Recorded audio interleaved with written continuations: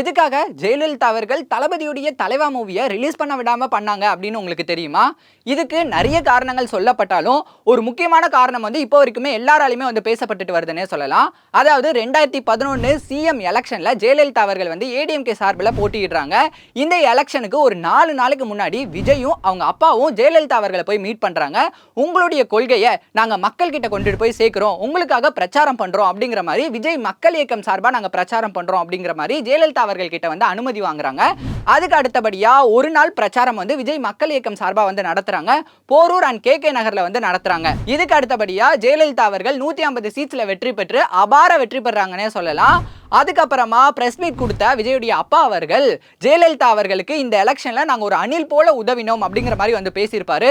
ஆனா ஜெயலலிதா அவர்கள் அந்த எலெக்ஷன்ல 3 கோடிக்கு மேல வாக்குகளை பெற்று வெற்றி பெற்றிருப்பாங்க. இதனால தான் ஜெயலலிதா அவர்கள் வந்து தலைவா மூவியை ரிலீஸ் பண்ண விடாம பிரச்சனை பண்ணாங்க அப்படிங்கிற மாதிரியும் ஒரு கூற்று வந்து பேசப்படுது. அது மட்டும் இல்லாம இதுக்காக விஜய் அவர்கள் வந்து மன்னிப்பு கேட்டு ஒரு வீடியோ ஒண்ணுமே வந்து ரிலீஸ் பண்ணியிருப்பாரு. தலைவா மூவியை ஆகஸ்ட் 9 வந்து அதர் ஸ்டேட்ஸ்ல எல்லாம் வந்து ரிலீஸ் ஆச்சு. ஆனா தமிழ்நாட்டில் மட்டும் அது ரிலீஸ் ஆகல. ஆகஸ்ட் 20ஆம் தேதி தான் ரிலீஸ் ஆச்சுங்கிறது குறிப்பிடத்தக்கது.